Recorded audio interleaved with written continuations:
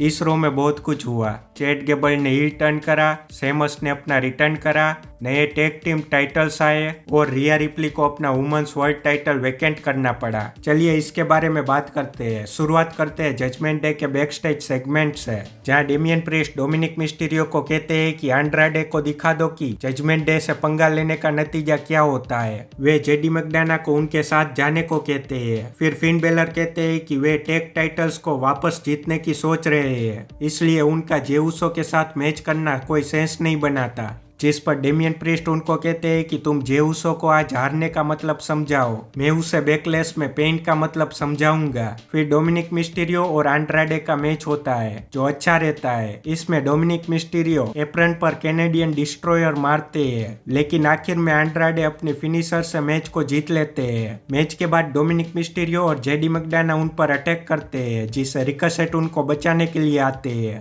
फिर जे उसो स्मैकडाउन में जो हुआ उसके बारे में कहते हैं कि उन्होंने जिमी उसो को अपने साथ आने के लिए कहा था, लेकिन वे नहीं माने। वे ये कहते हुए थोड़ा इमोशनल हो गए थे, इसलिए जैसा मैंने स्मैकडाउन की वीडियो में कहा वैसा हो सकता है, तो उसोस का रियूनियन हमें देखने को मिल सकता है। फिर कोडी रोड्स का प्रोमो होता है। जैसा कि आप जानते हैं कि द रॉक हॉलीवुड के लिए चले गए हैं और ब्लड लाइन की नई स्टोरी शुरू हो गई है, लेकिन ऐसा लग रहा है कि कोडी रोड्स की सुई अभी तक द रॉक और ब्लड लाइन पर ही अटकी हुई है। वे उनकी ही बात करते हैं। इस प्रोमो की जगह WWE उनका मैच करवाते तो ज्यादा अच्छा रहता, लेकिन पता नहीं WWE उनको एक के बाद एक बेकार प्रोमोस देके उनकी वैल्यू डाउन कर रहे हैं। खैर, प्रोमो के बीच में वे सेथ रॉलिंस को रेसलमेनिया के लिए थैंक यू कहते हैं। फिर जे उसो को इंट्रोड्यूस करते हैं, वे वहां पर आते हैं। कोडी रोड्स उनको भी थैंक यू कहते हैं और वे कहते हैं कि उन्होंने रेसलमेनिया में उनकी मदद करी, इसलिए जजमेंट डे के खिलाफ वे उनकी मदद करेंगे।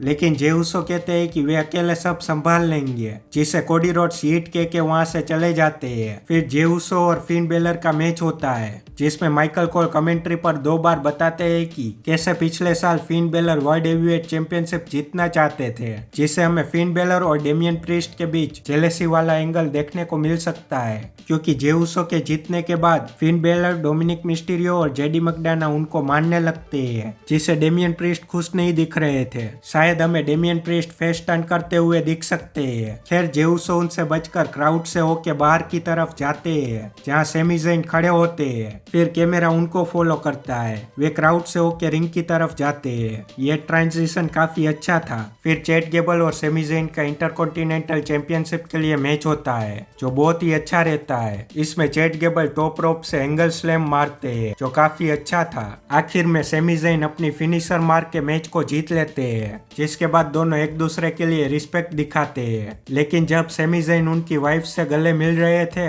तब चैट गेबल ने उनको जर्मन सुप्लेक्स मारी, फिर टर्न बकल पर चढ़कर उन पर एंकल लॉक लगाया, जिसको देखकर मुझे बहुत खुशी हुई, क्योंकि अब चैट गेबल हील बन चुके हैं, जिससे वे शायद अल्फा एकेडमी से अलग होकर सिंगल सुपरस्टार बन जाएंगे, जिससे उनको अच्छा पुश मिलेगा। मैं उनको हील की तरह देखने के लिए काफी एक्साइटेड हूँ। शो में सेमस ने पुराने थीम सॉन्ग के साथ अपना रिटर्न किया। उनका आइवार के साथ मैच होता है, जो काफी अच्छा था। सेमस आइवार को मिडल रोप से व्हाइट नॉइज मारते हैं, जिससे आप सेमस की स्ट्रेंथ का अंदाजा लगा सकते हो। आखिर में ब्राउन किक के साथ सेमस मैच के विनर बनते हैं। फिर ट्रिपल एच आते हैं और वे ऑसम ट्रूथ को नए टैग टाइटल्स दिखाते हैं, जिससे हार्ड ट्रूथ सरप्राइज हो गए, क्योंकि उन्होंने ऐसी मैजिक ट्रिक पहले कभी नहीं देखी। मिस उनको समझाने की कोशिश करते हैं कि वो मैजिक ट्रिक नहीं थी, ट्रिपल एच ने।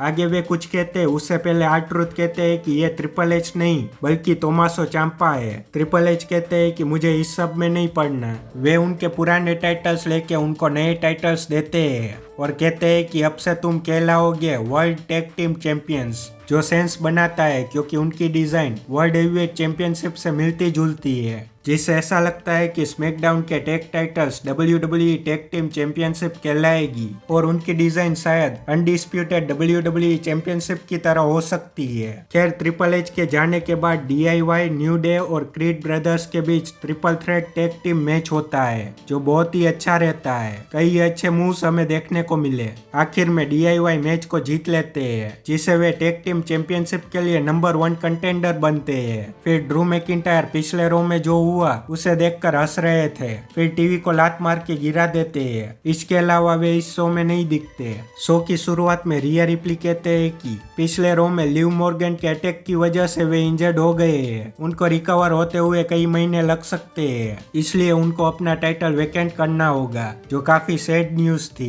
उम्मीद करते हैं कि वे जल्दी रिकवर हो जाए, लेकिन उनके सेगमेंट के बीच लिव मॉर्गन आते हैं और सिक्योरिटी उनको रोक रहे थे। फिर इंटरव्यू में वे कहते हैं कि रिया रिप्ली ने उनको भी इंजर्ड किया था, जिससे रिकवर होते हुए उनको 8 महीने लग गए थे। इसे देखकर ऐसा लग रहा है कि WWE ने लिव मॉर्गन को हील बना दिया है और शायद रिया रिप्ली बेबी फेस बन के वापस आएंगे। आगे कैंडिस लेरे और इंडी हार्टवेल का आईवी नाइल और मैक्सिन डुप्री के साथ मैच होता है, जिसमें इंडी हार्टवेल हमें चीटिंग करते हुए दिखते हैं, जिससे उनकी टीम मैच को जीत लेते हैं। इसका मतलब है कि अब इंडी हार्टवेल भी हील बन चुके हैं। देखते हैं कि अब ये दोनों क्या करते हैं। इसके अलावा शो में चेल्सी ग्रीन और पाइपर नाइविन का केइडन कार्टर और कटाना चांस के साथ मैच होता है, जिसको सरप्राइजिंगली चेल्सी ग्रीन और पाइपर नाइविन जीत लेते हैं। आपको कैसा लगा ये शो कमेंट में जरूर बताइए।